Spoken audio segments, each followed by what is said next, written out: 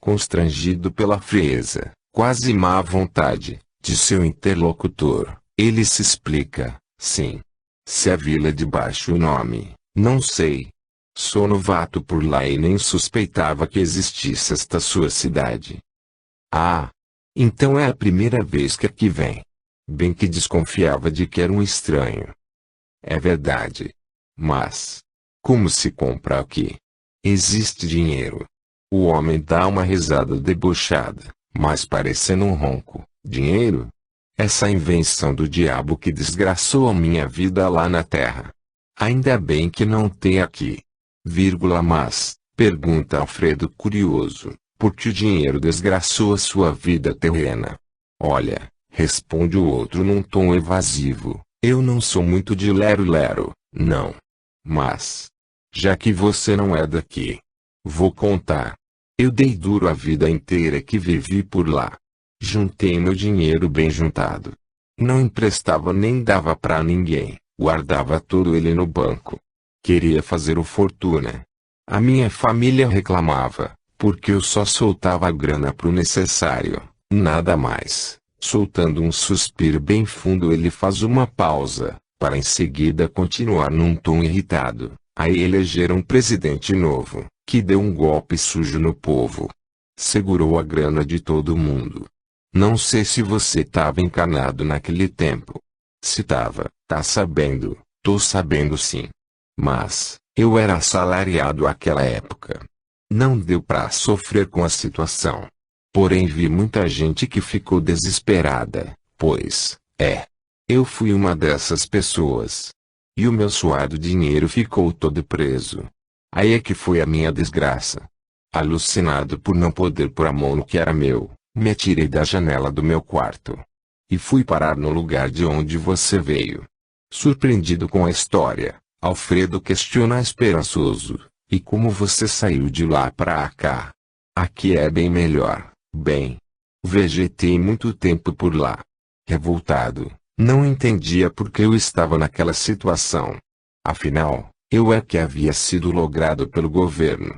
Mas, um dia, comecei a ouvir umas vozes que passaram a me orientar. Era um instrutor que me falava. Me mostrou que eu havia cometido um grande crime ao interromper a minha vida terrena. Não tinha o direito de desistir da existência que escolhera como aprendizado, e que recebera por benesse do amor divino. Que havia sido covarde não enfrentando o resgate de meu karma. E, além disso, não soubera lidar com a energia do dinheiro. Que eu tinha sido egoísta, avarento e que eu, então, estava pagando por isso tudo. Quando, finalmente eu entendi o quanto havia sido culpado agindo errado, depois de muito sofrer, me arrependi e vim parar aqui. O instrutor me disse que eu aprenderia, neste lugar, a usar a energia do dinheiro, mas como? Se aqui não tem dinheiro? Por isso mesmo. Não podemos guardar nada do que produzimos, que é a nossa mercadoria, porque ela se estragará. E ela é o dinheiro que dá direito ao cupom recebido pelo serviço que se faz. É meio difícil, sabia? Difícil por quê? Porque cada serviço tem um preço tabelado e não podemos lucrar com isso. Como assim? Cada serviço que é realizado, quem o faz, recebe um cupom com o valor do que foi feito. E cada mercadoria também tem um preço tabelado. Não se pode majorar nem serviço nem mercadoria. Entendeu agora? Sim. É mais ou menos como numa outra cidade mais adiantada que eu visitei, há tempos atrás. Então você não tem cupom. Mas, o que deseja daqui? Alfredo olha o que estava exposto e fala meio indeciso. Eu preciso de tudo um pouco. Não tenho nada lá em casa. Você deseja ganhar algum cupom? Pergunta outro desconfiado. Bem, acho que preciso de alguns. Porém, o que posso fazer para receber? O dono da mercearia, coçando o queixo, analisa. Com 10 cupons, você pode comprar uma porção de arroz, de feijão, 4 batatas, 2 tomates e 3 bananas. Maravilha! Mas, que serviço tenho de fazer para ganhar 10 cupons? Bem, Você pode, por exemplo, capinar a minha plantação valendo 4 cupons. Tirar 8 baldes d'água do poço para colocar no reservatório, a meio cupom cada balde, vai valer mais 4. Para carregar o lixo para o depósito, eu pago 2 cupons. Isso vai dar o valor de 10 cupons. É pegar ou largar, fazer tudo isso. O comerciante dá de ombros, dando a entender que era tudo ou nada. Ligeiro Alfredo se arrepende, tá certo. Eu topo, concorda conformado, pois a fome começava a apertar. Contudo, quando vai olhar o serviço a ser feito, Alfredo sofre um baque. A plantação era enorme. Teria que capinar o equivalente a uns 3 dias da terra. Será que eu posso levar algo adiantado? Pergunta ansioso pela fome que já está se tornando forte. Eu não costumo fazer isso, mas vou abrir uma exceção porque vejo que você está faminto. Pode levar agora as 3 bananas. E foi dessa maneira que Alfredo descobriu onde os habitantes de sua vila conseguiam os alimentos. A partir daí, começou a trabalhar seguidamente para obter uma melhor alimentação. E aos poucos, sem sentir, ele foi aprendendo a valorizar o trabalho das pessoas que anonimamente trabalhavam na terra, nos ofícios mais humildes. Como os garis, os eletricistas, os operários de obra, os lavradores, enfim, como tantos outros que, em meio a dificuldades e sofrimentos, cumpriam seus karmas num serviço despersonalizado, labutando no desconforto, para que a vida na face da terra se tornasse possível e agradável de ser vivida. Ele nunca soubera valorizar isso, nem muito menos agradecer a Deus, pelo conforto que desfrutava em sua vivência encanada. Percebi agora, o quanto errara. Felizmente estava aprendendo que a gratidão, não sendo possível ser demonstrada diretamente a todos esses irmãos desconhecidos, pode ser sentida de outras maneiras. Através de atitudes humanitárias e de preces a eles direcionadas. Em uma das ocasiões em que Alfredo voltava da Vila Umbralina, encontrou-se com Gusmão. Ah! Finalmente te achei, seu cretino. Entre impropérios continuou falando com ódio. Vaguei por aí tentando encontrar um meio de me vingar de você. Nada descobri de terrível. Então, já que eu não posso te matar, vou atormentar a tua vida, dificultando o que puder. E soltando uma gargalhada estridente acerca-se de Alfredo, caminhando bem junto ao lado deste. Uma trovoada retumbou neste momento. O céu ficou mais escuro e uma chuva pesada e fria despencou sobre a vila. Estranhamente a água encharcava as roupas de Gusmão e Alfredo, mas seus corpos não eram atingidos pelo frio nem pela umidade inerentes a ela. Como também a temperatura ambiente, em nada se alterava. Ambos continuaram sua caminhada, indiferentes aos raios que corriam sobre eles e às trovoadas que sacudiam tudo ao redor. Rindo, Alfredo faz um comentário. É uma das raras vantagens, talvez a única, de se viver no umbral. A tempestade não nos atinge. Gusmão, empenhado em atormentá-lo, rebate rindo ironicamente, mas, ouvir a minha voz constantemente nos seus ouvidos, sem condições de conseguir me afastar, é uma grande desvantagem. A qual me deixa muito satisfeito, e continua com um palavrório odioso, sem nexo. Finalmente chegam em casa. Já em seu interior, protegidos do aguaceiro, verificam que suas roupas, como por encanto, tornam-se secas em seus corpos. Alfredo dirige-se à cozinha e, colocando sobre a bancada da pia o produto de seu trabalho, acende o fogo, iniciando o preparo da comida. Gusmão observa, falando ininterruptamente. Alfredo faz que não ouve e, com calma, oferece repartir sua refeição com ele. Surpreso com tal atitude, este para de falar.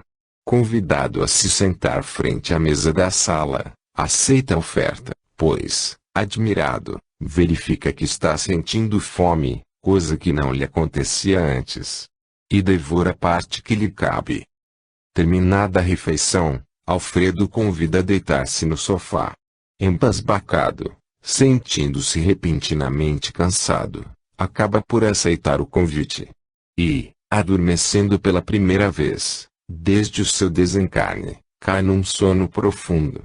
Alfredo, olhando assim relaxado, sente como se um peso tivesse sido removido de suas costas. Satisfeito consigo mesmo, também vai deitar-se em sua cama. Pensando nos últimos acontecimentos, acaba por adormecer.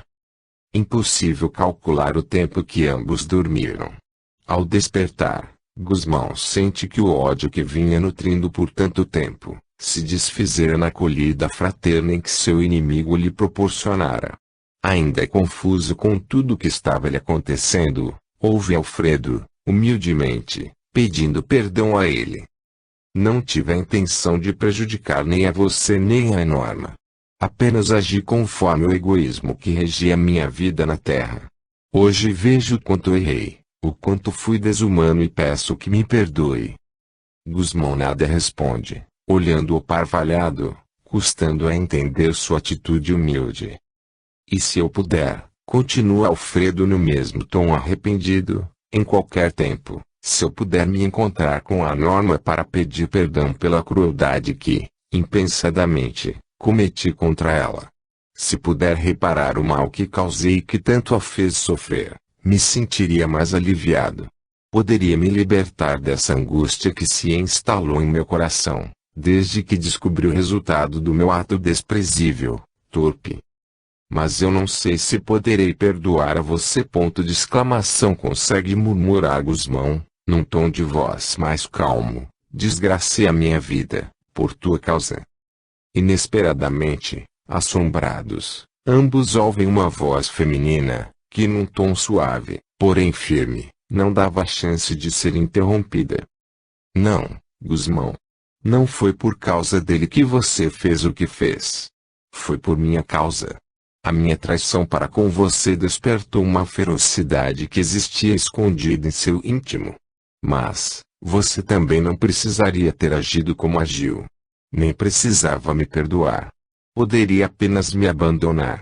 Porém, ferido no seu orgulho, você cometeu um crime monstruoso e, para não culpar a si mesmo, para disfarçar a sua transgressão, alimentou um ódio contra o Alfredo, transferindo para ele a culpa de seu crime.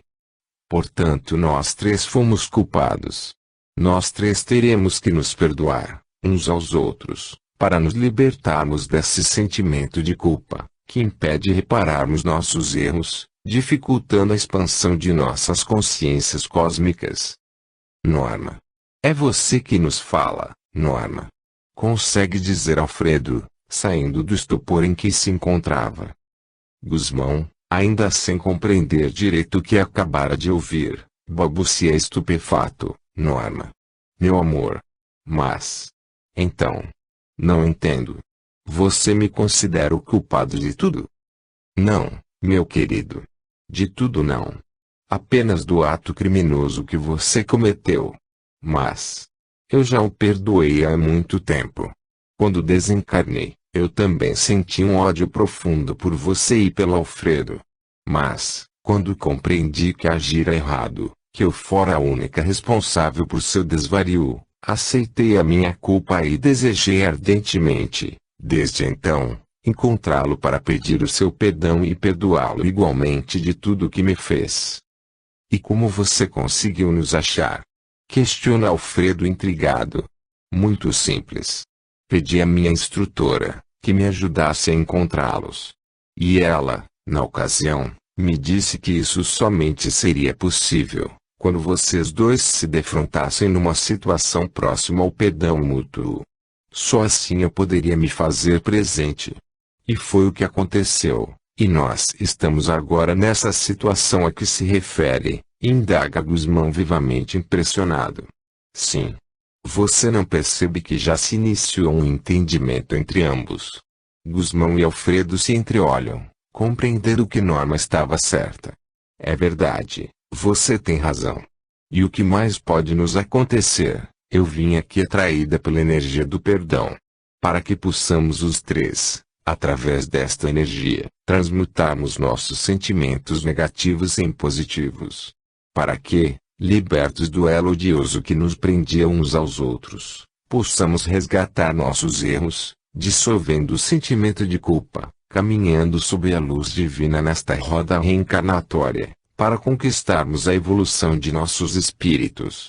Após um pouco mais de entendimento fraterno entre eles três, Norma seguiu seu caminho, deixando seus dois antigos algozes, reconciliados. Felizmente estamos em paz, irmão. Não existe mais o ódio entre nós. Graças ao perdão de minha querida Norma, concorda Gusmão emocionado. E para onde você vai agora? Preocupa-se Alfredo. Não sei. Por aí, até encontrar um pouso. Olhando pensativo para este, Alfredo fala com desprendimento. Pois então, se quiser, pode ficar aqui, morando em minha casa. Comovido, Gusmão aceita o convite. Passaram desde então a trabalhar juntos. E de comum acordo, na medida em que surgiam obsessores, iam ajudando a estes espíritos atrasados, que vez por outra surgiam atormentados, a encontrarem um caminho mais evoluído. A casa de ambos passou a ser uma espécie de albergue aos que vagavam perdidos. Decorrido um longo espaço de tempo, de muito trabalho e dedicação, Alfredo começou a sentir dentro de si uma expressiva mudança de sentimentos. Analisava sobre isso, após um exaustivo atendimento a obsessores. Cansado, acomodara-se na cama, mas não conseguia adormecer, ao passo que Gusmão, deitado no sofá, mergulhara num sono profundo. De repente veio à sua lembrança a frase que um desconhecido instrutor lhe transmitira, tempos atrás. Naquela ocasião perguntara a este o que poderia fazer para resgatar parte de seus erros. Procure ajudar aqueles que estão desnorteados a encontrarem um caminho de paz, de evolução. Percebeu então que seguira a orientação recebida. Agradeceu do fundo de seu coração a quem anonimamente o auxiliara. E, surpreso, ouviu novamente a voz desconhecida lhe falar em sua mente. Uma etapa foi cumprida. Outra terá que ser iniciada, pois é chegada a hora de mudança. Siga a sua intuição. Emocionado, mas ao mesmo tempo intrigado com esta comunicação, levantou-se da cama. Em silêncio, foi para fora, sentando-se no quintal. Que mudança será essa? Olhou à sua volta. Afinal, até já se acostumara com a vida que levava. Reconhecia muito o que aprendera ali.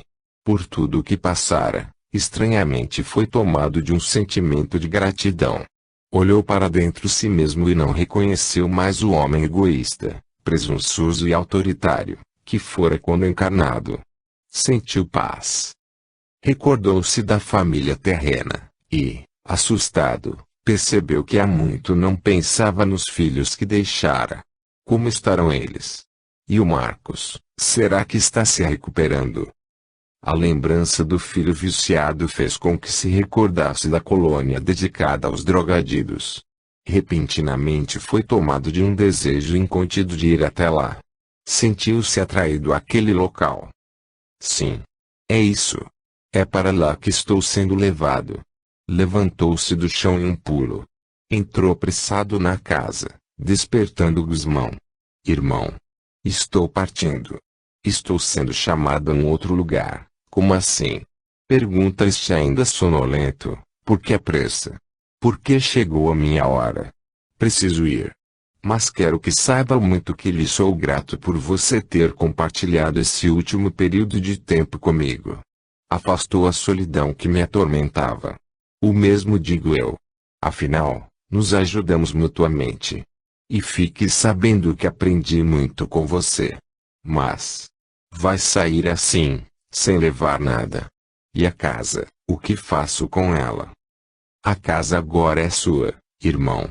Tudo mais também. E abraçando-o, se despede com emoção. Espero que a sua moradia aqui seja breve. Pois acredito que ainda iremos nos encontrar em outros lugares. Eu também sinto isso. Esta amizade que nos uniu, certamente nos acompanhará em nossa caminhada por outros planos. Alfredo partiu, sentindo-se impulsionado a trilhar o caminho que o levara à colônia de recuperação. Num piscar de olhos, este se abriu à sua frente e, dessa vez, o túnel era formado por uma bruma bem mais clara que a anterior. E, admirado, na medida em que caminhava, sua aparência foi se transformando. Suas roupas antes andrajosas, agora eram roupas boas, porém modestas, em perfeito estado. Verificou que se achava mais limpo e, aliviado, imaginou que mesmo devia estar acontecendo com seu rosto. Alisou a face e os cabelos, constatando que estavam limpos. Sentiu-se bem melhor. Um espírito um pouco mais evoluído.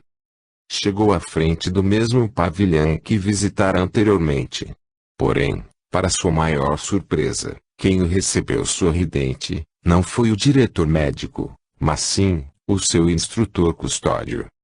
Alfredo, meu pupilo, é com imensa alegria que o recebo aqui. Você venceu uma etapa difícil. Resgatou parte de seus erros. Parabéns. A satisfação maior é minha por encontrá-lo à minha espera, custódio. Muito tenho que lhe agradecer. Se não fosse por você, talvez ainda estivesse vagando por aí. Pois então se prepare que terá muito trabalho pela frente, já estou ansioso por conhecer tudo. Mas espero que você permaneça algum tempo por aqui. Sinto que vou precisar de auxílio no início, não. Você não precisa mais de mim. Já sabe caminhar sozinho. Porém, e ele faz um suspense, porém o quê? Custódio? Pergunta preocupado, o que esperam de mim? Não é nada com você. É que eu recebi a missão de dirigir este pavilhão. O diretor médico que você conheceu, subiu a outro plano. Portanto, nós dois vamos trabalhar juntos. Mas isso é formidável, exclama Alfredo animado, por essa eu não esperava. Sorrindo, Custódio dá uma inesperada notícia, muito menos pelo que eu vou lhe contar. Você, agora, tem 5 netos na Terra. 5 netos. Assusta-se Alfredo, como assim? O tempo passa muito ligeiro, irmão. Seu neto mais velho está completando 17 anos e entrando para a faculdade de biologia. O mais novo, uma netinha, tem 5 anos, mas como pode tudo isso ter acontecido sem eu saber? No plano onde se encontrava, você só poderia tomar conhecimento de fatos que auxiliassem na sua evolução. Mas, afinal, quanto tempo eu passei lá? 20 anos da Terra. 20 anos? Oh meu Deus! Não me pareceu tanto. Então, eu desconheço muita coisa, e já aflito, pede ao amigo, quando eu poderei saber de tudo? E o que aconteceu, Carlos? Calma, irmão. Recém está chegando aqui. Terá bastante tempo para ficar sabendo de suas famílias. Tudo a seu tempo. Vamos primeiro visitar o seu novo campo de trabalho. Depois vou levá-lo na casa onde irá habitar. Seja bem-vindo, irmão. Assim, uma nova etapa de aprendizado foi iniciada. Após um dia de trabalho intenso, Custódio e Alfredo descansavam na varanda da pensão, em que este último estava morando. Localizada em uma vila próxima à colônia, a casa tinha ao seu redor, além de um pequeno jardim, algumas árvores frutíferas e uma horta cultivada por seus moradores. No plano astral onde estavam vivendo, apesar de não existir uma luminosidade plena, o tempo era dividido pelo dia e pela noite. Era um clima enevoado. Tanto a claridade do sol como da lua não eram visíveis plenamente. Uma fina névoa atoldava sempre a beleza do céu, sendo impossível apreciar as estrelas, o luar, o esplendor do sol nascente ou adormecer tranquilo de seu ocaso. Contudo, os espíritos que ali viviam, já possuíam o privilégio do período determinado entre a atividade e o descanso. Pois o trabalho que exerciam demandava uma dedicação intensa em todas as funções existentes e estas eram divididas em turnos de trabalho. compensando o dispêndio de energia nesta tarefa. Uma refeição diária à base de frutas e hortaliças era suficiente para fortalecer seus corpos astralinos. Também havia horário específico para aulas sobre a responsabilidade de cada um perante a vida cósmica. Estas aulas eram ministradas por espíritos mais evoluídos, que desciam de um plano mais elevado do astral, levando conhecimento tanto para os servidores, como para os pacientes. Era realmente um estágio progressivo para quem havia saído do umbral. Como é demorada a recuperação dos viciados, comenta Alfredo, e como é triste ver que alguns não entendem que estão sendo tratados e voltam a vagar pelo umbral. É muito difícil em um espírito viciado compreender que o vício, além de atrasar sua evolução, vai danificando seu corpo astral, explica Custódio. Jamais, irmão, eu poderia imaginar que isto ocorresse. Que o vício destrói o corpo do encarnado, eu sabia. Mas o espírito. Para mim isto é completamente novo, diz Alfredo, realmente impressionado. Os vícios, sejam eles do fumo, das drogas ou bebidas, têm efeito deletério ao corpo astralino. Assim como também a energia da maldade, ocasiona o mesmo efeito destruidor. Mas, de que maneira, se esse corpo não é composto de matéria condensada, como o corpo físico? De igual maneira. Pois, uma vez que os nossos corpos astralinos são formados por matéria fluídica, são passíveis de destruição. Desculpa minha incompreensão. Mas, continuo não entendendo. Se o espírito é imortal, se aqui neste plano não podemos morrer como na Terra, como nossos corpos podem ser danificados? Bem, Alfredo, aqui no astral, nossos corpos não se desfazem, como os corpos físicos após a morte terrena, mas vão sendo absorvidos, sofrendo mutações na medida em que vamos evoluindo, mudando de planos. Aliás, a morte em si, como é entendida na Terra, não existe. Não há destruição, mas sim mutação. Mas o corpo físico sofre a deterioração. Desaparece, contesta Alfredo. Sim. A matéria densa que forma o corpo físico é desfeita, entretanto, os átomos que o compunham são absorvidos pelo corpo astralino, permitindo ao espírito manter a mesma aparência que este possuía na vida terrena, até uma próxima encarnação. Portanto, não morremos, apenas nos transformamos. Para se entender melhor este processo, é preciso compreender a criação. Veja bem. Logo após a criação do espírito, ele inicia uma jornada de conhecimento cósmico, descendo do plano logóico, passando pelos 7 planos que permeiam o cosmos. Planos que, por sua vez, são subdivididos em 7 planos. Isto eu já aprendi. Mas, deixe-me ver se eu lembro corretamente. Interrompe Alfredo. Depois do logóico vem o monádico, o átmico, o búdico, o mental, o astral, onde nos encontramos agora, e o físico, de onde eu saí recentemente. Acertei. Sim, está correto. Mas, continuando.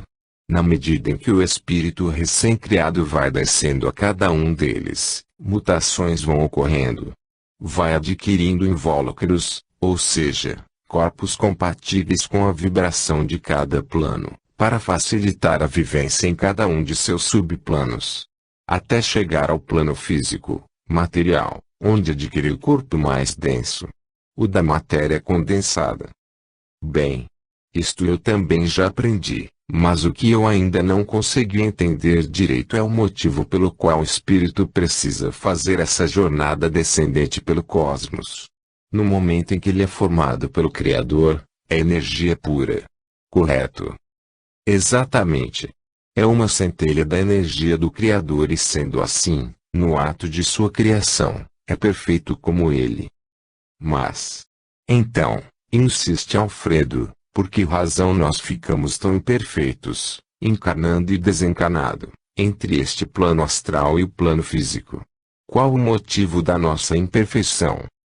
Bem, à semelhança das crianças que nascem na Terra, O espírito recém-criado não tem noção de sua perfeição, nem da vida cósmica. Assim, para adquirir esta consciência, é preciso que ele vivencie a existência em todas as suas graduações, passando pelos 7 planos cósmicos, despertando dessa maneira as qualidades divinas, herdadas de seu Criador, e que se encontram latentes em seu íntimo. Pois o cosmos, sendo vida plena e ativa, está sempre em criação contínua. Mas, insiste Alfredo ainda um tanto confuso, porque espíritos, como eu e muitos outros, adquirem uma imperfeição tão grande no plano físico. Por que é preciso ficarmos tão imperfeitos? Não. Absolutamente não precisamos nos tornar imperfeitos. Poderíamos a tudo conhecer, sem nos deixarmos corromper pela negatividade. Como você bem sabe, existem as duas energias, positiva e negativa. Sintonizar com uma delas é nossa escolha. Em uma linguagem bem simples, podemos dizer que o nosso Criador não nos criou marionetes. Concedeu-nos o livre-arbítrio, para que possamos fazer nossas escolhas, nesta jornada pelo cosmos. Infelizmente, a humanidade que habita a Terra, fez a escolha errada. Somos considerados os anjos caídos. Acho que entendi. Só poderemos retornar ao plano divino, conquistando a nossa plena perfeição. Sendo assim, precisamos dissolver em nós mesmos a negatividade que sintonizamos durante a nossa trajetória cósmica. E este ciclo reencarnatório, no qual nos encontramos agora, entre o plano físico e o astral, nos dá a oportunidade de corrigirmos nossos erros. É assim que acontece. Exatamente. E os vícios dificultam este processo, impedindo a dissolução da energia negativa, retardando o retorno através da jornada evolutiva. Eles vão corroendo, aos poucos, a matéria fluídica que forma o corpo astralino. Então é a morte para o espírito, interrompe Alfredo. Em absoluto. O espírito, danificado pela energia negativa oriunda de seus vícios, entra num demorado processo de regeneração, explica Custódio. Somos todos espíritos imortais, porque somos, como já lhe disse, centelhas de nosso Criador. E ele não deseja que nenhuma de suas centelhas, suas criaturas, seja destruída. Concede o tempo que for necessário à sua recuperação, favorecendo as oportunidades de aprendizado e regeneração. Portanto nós, espíritos imperfeitos, os anjos caídos, temos o tempo da eternidade para recuperarmos o nosso verdadeiro lugar na vida única. A perfeição. Incrível como a vida eterna é perfeita. Então, como se processa o retorno a esse lugar divino? Na ordem inversa da descida. A cada plano que o espírito ascende para uma outra vivência mais evoluída, seus corpos vão sendo absorvidos e transmutados, tornando-se cada vez mais fluídicos, até se transformarem novamente em pura energia. Este processo de regresso é o que chamamos de retorno ao seio de nosso Pai. É quando o espírito, já com a plena consciência de sua perfeição, alcança o último dos 7 planos. O plano divino, de onde todos nós saímos ao sermos criados. Pensativo, absorvendo o que acabara de ouvir, Alfredo, após um instante de silêncio, comenta: lembro-me agora de uma das frases de Jesus que, na minha infância, eu era obrigado a decorar nas aulas de catecismo. E que pouco sentido tinham para mim naquela época: nenhuma ovelha de meu pai ficará perdida para todo sempre. Sim. É uma pena que o estudo sobre a vida cósmica não seja exercido com clareza e naturalidade na infância terrena, comenta Custódio. Eu também me recordo das aulas obrigatórias sobre religião. A meu ver, elas não transmitem o verdadeiro sentido da vida eterna. Jesus, em sua trajetória terrena, ensinou através de parábolas, para que seus ensinamentos fossem compreendidos com maior facilidade pela humanidade daquela época, ainda muito atrasada.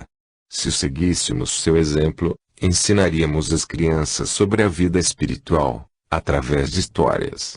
Creio que seria um estudo mais atraente, surtindo um efeito mais compensador. Concordo com você. Pois seria mais ou menos como nos contos de fadas, que ensinam a bondade superando a maldade. Neste momento, Alfredo faz uma pausa sentindo-se tomado de angústia, para em seguida perguntar ansioso, e por falar em crianças. Será que eu já poderia conhecer meus netos e rever meus filhos? Sim. É chegado o momento. Sua dedicação ao serviço de regeneração já lhe permite esse contato. Mas o que, Custódio? Algum outro impedimento? Ele se preocupa, sentindo-se mais angustiado. Sorrindo, seu instrutor o tranquiliza. Não, irmão. É que preciso alertá-lo para o que vai encontrar. Seus netos não são mais crianças, uns já são adultos e outros adolescentes. Não é possível.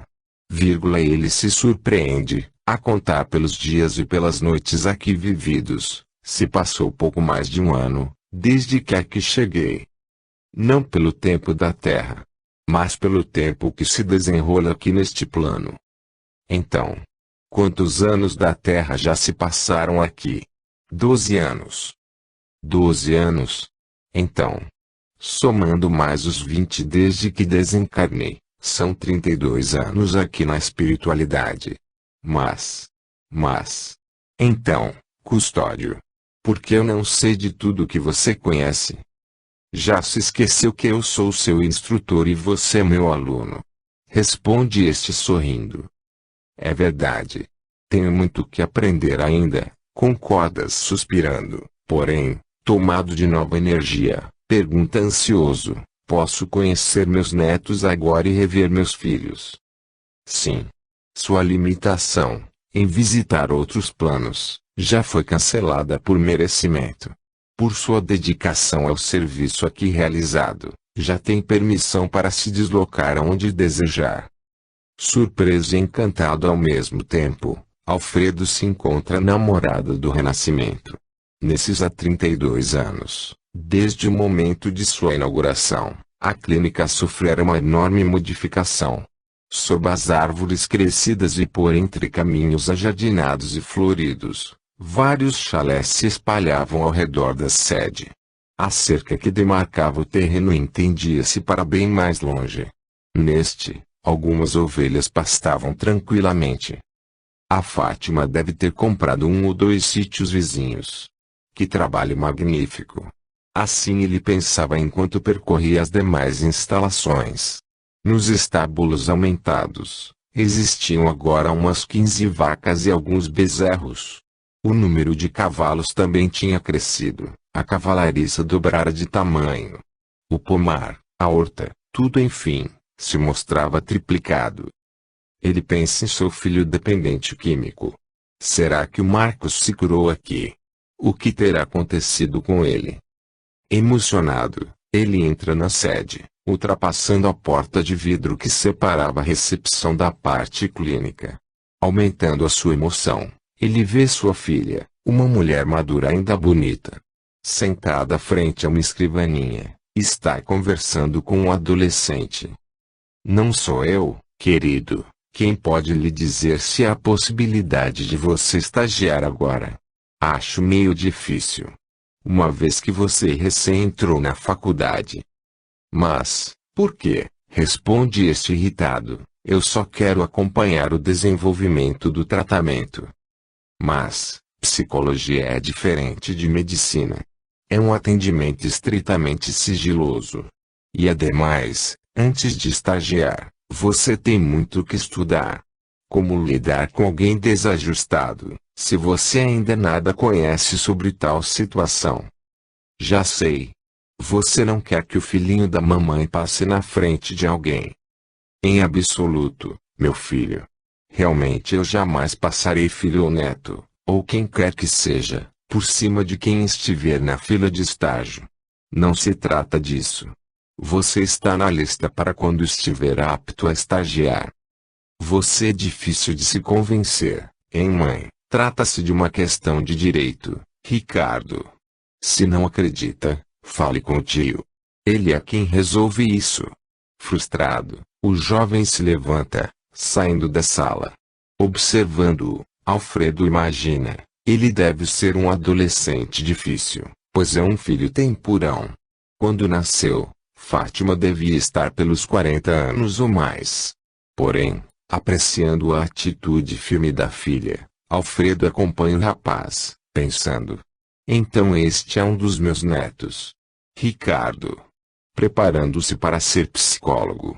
Quanto tempo se passou, meu Deus! Sorrindo ele imagina como estará o primo. Deve estar bem velho, perto dos 85 anos. Se eu estivesse vivo, já teria completado isso. Mas pelo visto, ele continua atuante. Incrível! Como será que ele vai resolver essa pretensão do Ricardo? O rapaz entra em uma sala, falando ansioso: tio, você pode me atender agora? Alfredo sofre o impacto de uma agradável surpresa. Não era Ângelo que ali se encontrava, mas seu filho Marcos. A emoção toma conta dele e seus olhos enchem-se de lágrimas. Meu filho então se recuperou totalmente. Ó Jesus, obrigado por permitir que eu veja tal transformação. E cada vez mais surpreendido ele escuta a conversa entre ambos. Ricardo, sua mãe tem razão. Ainda é cedo para você estagiar aqui na clínica, mas, tio, eu quero aprender, quero seguir seu exemplo, quero ser um psicólogo. Mas tudo a seu tempo. Você não pode estagiar ainda, mas eu posso ajudá-lo e orientá-lo em seus estudos. Pode contar comigo para dirimir quaisquer dúvidas que venha a ter na faculdade. Um chamado telefônico interrompe a conversa. Marcos atende: sim, querida. Hoje eu poderei chegar cedo em casa. A Camila e o Rogério vão jantar aí. Vão levar o Dr. Franklin. Ótimo. Pode deixar que eu falo com a Fátima. Lá pelas 8h30 estarei chegando. Beijos também. E tão logo desliga o telefone, dirige-se ao sobrinho. Seus tios vão levar o Franklin Cordeiro para jantar lá em casa. Você deve conhecê-lo de nome. Fala sério, tio, responde entusiasmado o jovem. Eu li o último livro dele, A Importância da Psicologia no Tratamento da Dependência Química. E foi em função dessa leitura que me veio o desejo de estagiar logo. Comenta-se muito sobre este autor na faculdade. Pois é. Eles se encontraram hoje, durante um almoço de adesão, em comemoração ao aniversário de um amigo comum.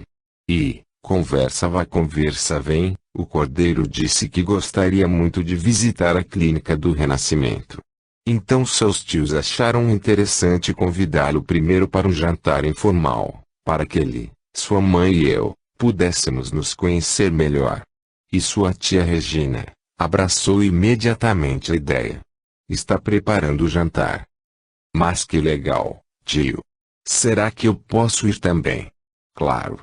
Acho que será uma excelente oportunidade de você ouvir o que esse grande professor tem a dizer. Feliz com tudo que acabara de conhecer, Alfredo pensa em sua filha Camila.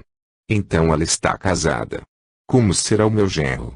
E quantos filhos eles devem ter?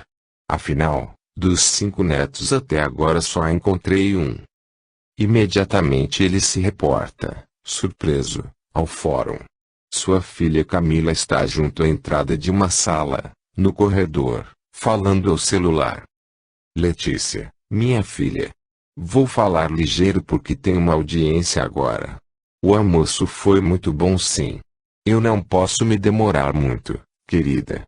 É que eu não vou poder assistir ao ensaio geral da sua peça. Tenho que ir a um jantar importante na casa de seus tios. Prometo que estarei na estreia. E sua irmã deu notícias. Eu adoro você, filha. Desligando o telefone, Camila entra no tribunal. Alfredo vai atrás dela.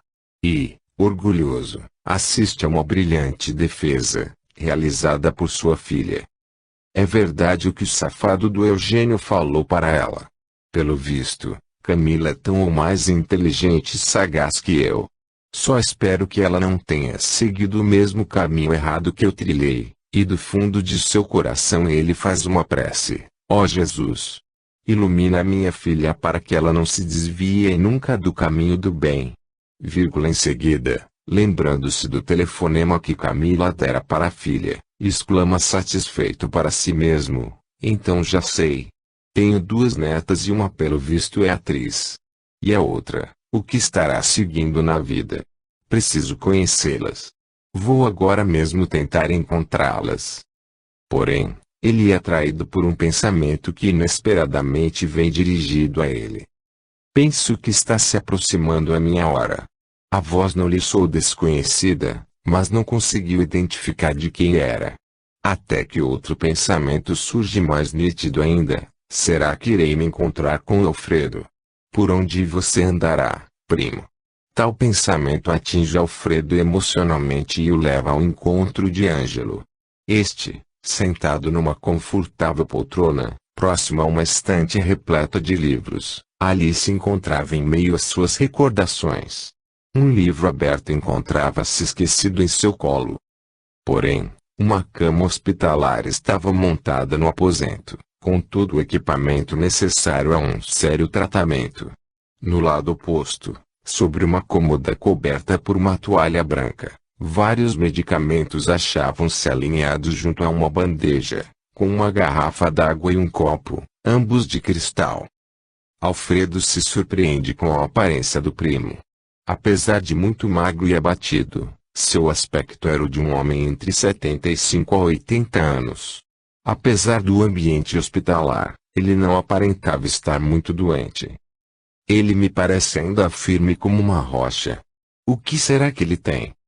Mas nem bem acabara de pensar assim, entra no quarto um homem de agradável aparência, com a barba grisalha bem aparada, não permitia uma avaliação perfeita da sua idade. Talvez por volta de uns 50 anos. Em uma das mãos, segurava a inconfundível maleta médica. Sozinho? Este pergunta preocupado: onde está Judite? Deve estar na cozinha. Foi lanchar. Não demora estará de volta. Mas, e aí? Fala o médico com carinho. Como vai passando hoje o paciente mais firme e comportado de toda a minha clientela? Ora, responde este sorrindo, com um médico tão dedicado e competente e, ainda por cima, a domicílio. Qual o velho que não passa bem? Mas, e as dores, melhoraram? Ora, meu querido, as dores são persistentes avisos de que meu tempo está findando. Eu não vou lhe dar esperanças, tio. O seu estado é muito delicado. Mas quero poder pelo menos dar alívio a estas dores, para que o seu momento chegue sem sofrimento.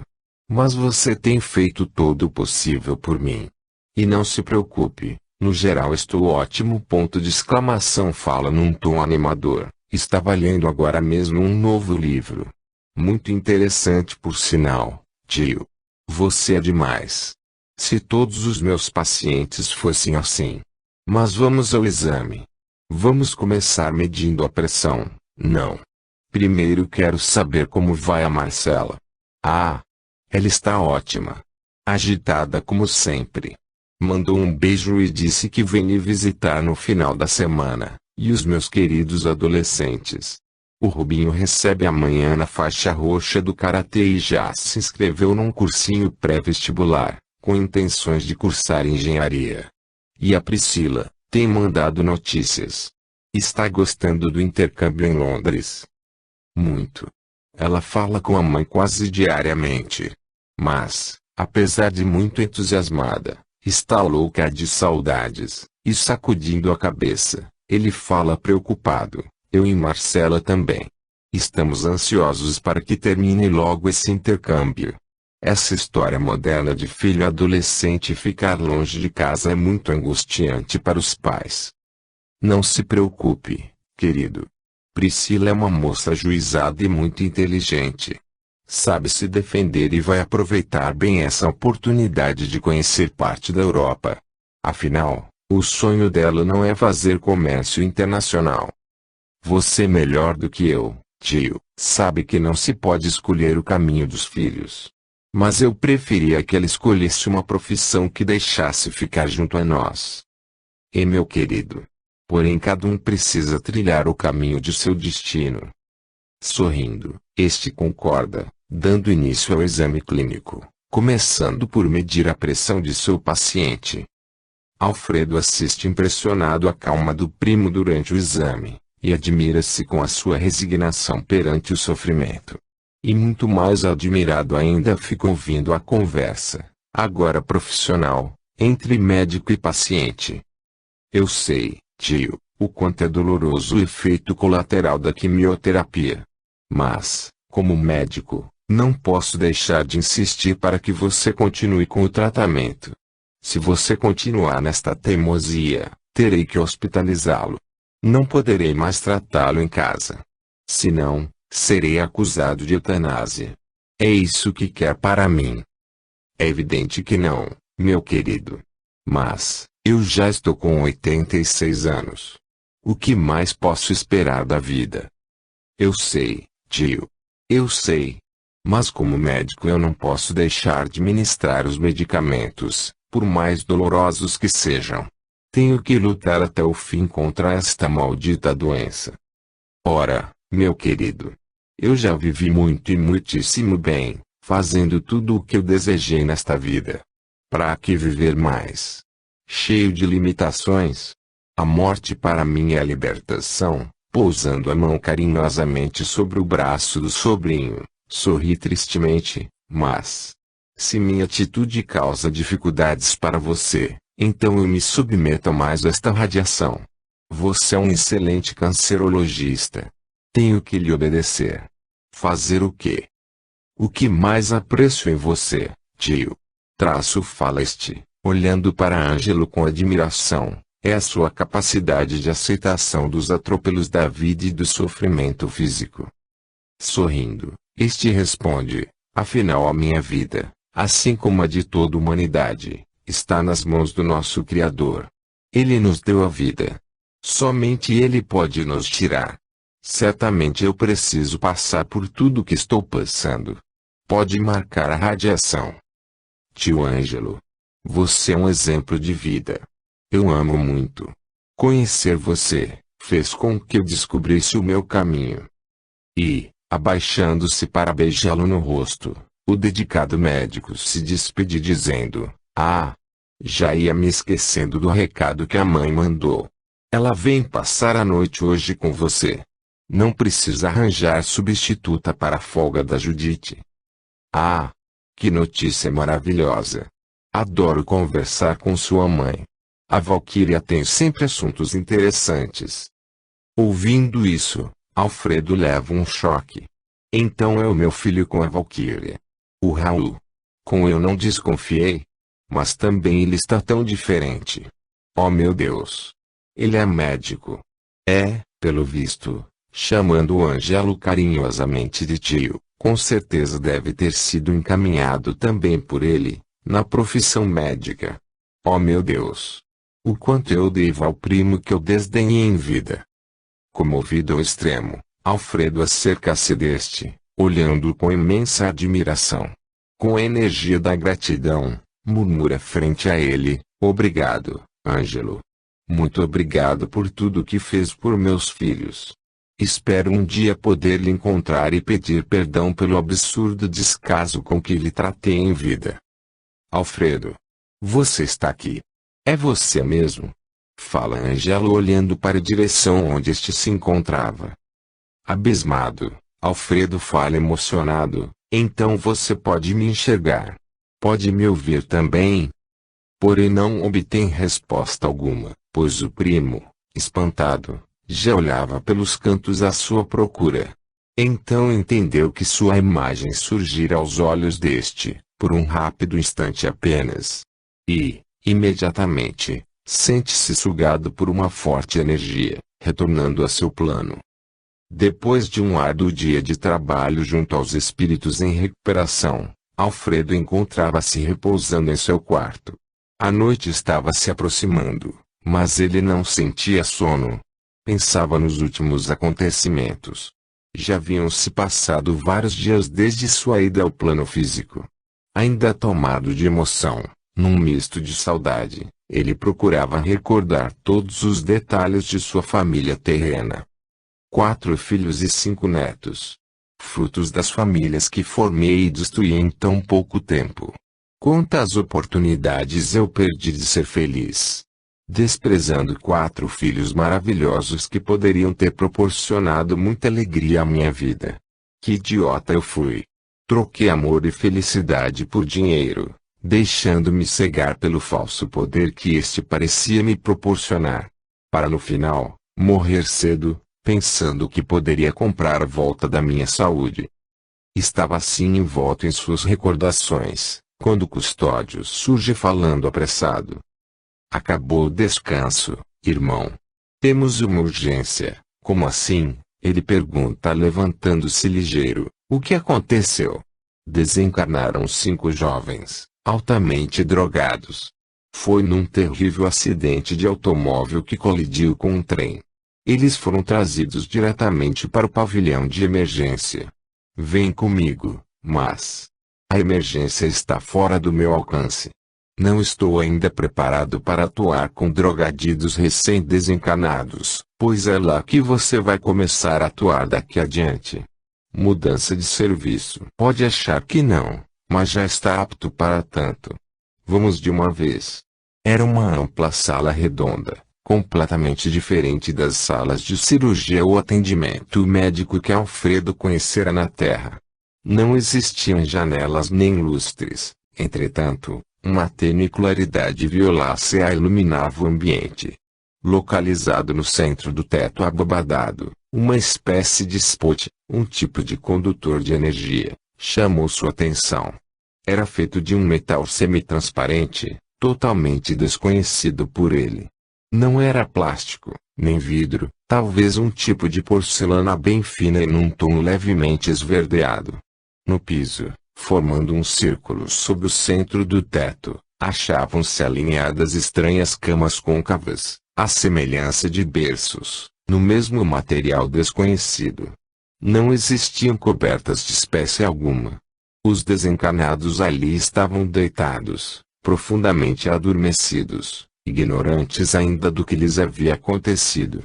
Seus perispíritos estavam mutilados, destroçados, certamente no mesmo estado em que se encontravam seus corpos físicos, na superfície da Terra. Médicos e assistentes, alinhados à cabeceira das camas, mantinham a formação do círculo. Destacava-se o mestre entre eles.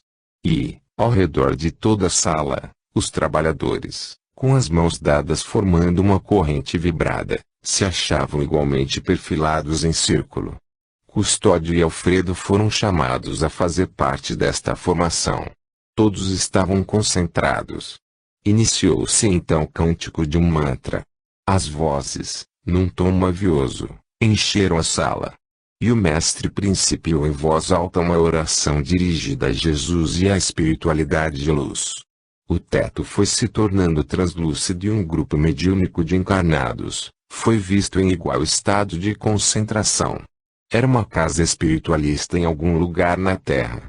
Os médiuns, deitados no chão, procuravam manter, dentro dos limites da sala quadrada, um círculo com as cabeças voltadas para o centro, onde estavam dispostos belos cristais sem lapidação, uma jarra d'água e uma grossa vela acesa. Alguns estavam adormecidos e outros concentrados em estado alfa. O mentor da casa, assistido por um mestre oriental, iniciou uma prece, que foi ouvida por todos os envolvidos neste trabalho que iria interligar os planos físico e astral. Que a luz de Jesus ilumine nossas mentes e nossos espíritos, ajudando-nos a uma compreensão maior da vida eterna. Louvado seja Deus nosso Criador e louvado seja Jesus nosso Mestre Divino. Senhor, aqui estamos reunidos, envoltos por sua energia de amor, pedindo a sua permissão para mais um trabalho em auxílio a nossos irmãos necessitados. E agradecemos a Alexandre a oportunidade de nos doarmos como instrumentos a serviço da espiritualidade de luz. Que as nossas energias sejam manipuladas de acordo com a vontade de nosso Pai e não a nossa. Mantras foram sendo entoados, estabelecendo a ligação dos médiuns como o mestre oriental, coordenador dos trabalhos da casa, e com as entidades de luz que prestam auxílio aos encarnados através da vibração de seus planos de atuação. Em seguida,